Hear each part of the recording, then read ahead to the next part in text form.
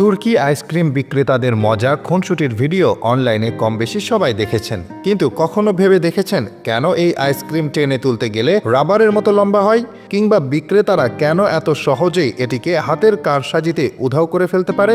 এটাই তুরস্কের বিখ্যাত মারাশ আইসক্রিম, যা সাধারণ আইসক্রিমের মতো সহজে গলে না, বরং এটি এতটাই শক্ত যে চামচ দিয়ে কেটে খেতে হয়।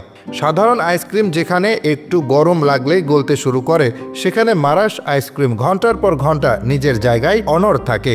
আর এটি তুরস্কের রাস্তার মজাদার আইসক্রিম, সে এর প্রধান উপাদান। কিন্তু কিভাবে এটি এত শক্ত হয়? রহস্য লুকিয়ে আছে উপাদানে। সাধারণ আইসক্রিম বানানোর জন্য দুধ, চিনি ও ফ্লেভার ব্যবহার করা হয়, কিন্তু মারাশ আইসক্রিমে যোগ করা হয় সালেক নামের এক ধরনের বিশেষ উপাদান, যা মূলত এক ধরনের অর্কিড গাছের শেকড় থেকে পাওয়া যায়। এই সালেকের কারণে আইসক্রিমটি সাধারণ আইসক্রিমের মতো তরল হয়ে যায় না, বরং এটি বরাবরের মতো টান টান হয়ে থাকে। তুরস্কের কাহরামান মারাশ অঞ্চলে এই আইসক্রিমের উৎপত্তি বলে এর নাম রাখা হয়েছে মারাশ আইসক্রিম। শত শত বছর আগে তুরস্কের মানুষ প্রচণ্ড গরমের দিনে এমন একটি আইসক্রিম বানাতে চেয়েছিল যা সহজে গলবে না। তখনই আবিষ্কৃত হয় এই বিশেষ রেসিপি, যেখানে দুধের সঙ্গে মেশানো হয় সালেম ও ভেড়ার দুধ। আর এটি ধীরে ধীরে কেবল তুরস্কে নয়, সারা বিশ্বে বিখ্যাত হয়ে ওঠে। তবে মারাশ আইসক্রিম এর শক্তপোক্ত গঠনেই বিশেষ নয়, এর স্বাদও অসাধারণ। সাধারণ আইসক্রিমের তুলনায় এর স্বাদ অনেক বেশি ঘন ও সমৃদ্ধ।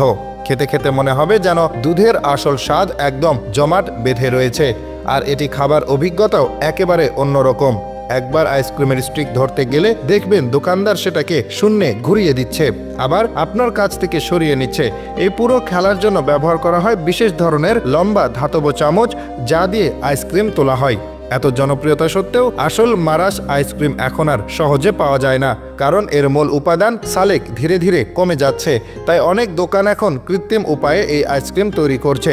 এই আইসক্রিম শুধু খাওয়ার জন্য নয়, এটি উপভোগ করাও একটি অভিজ্ঞতা।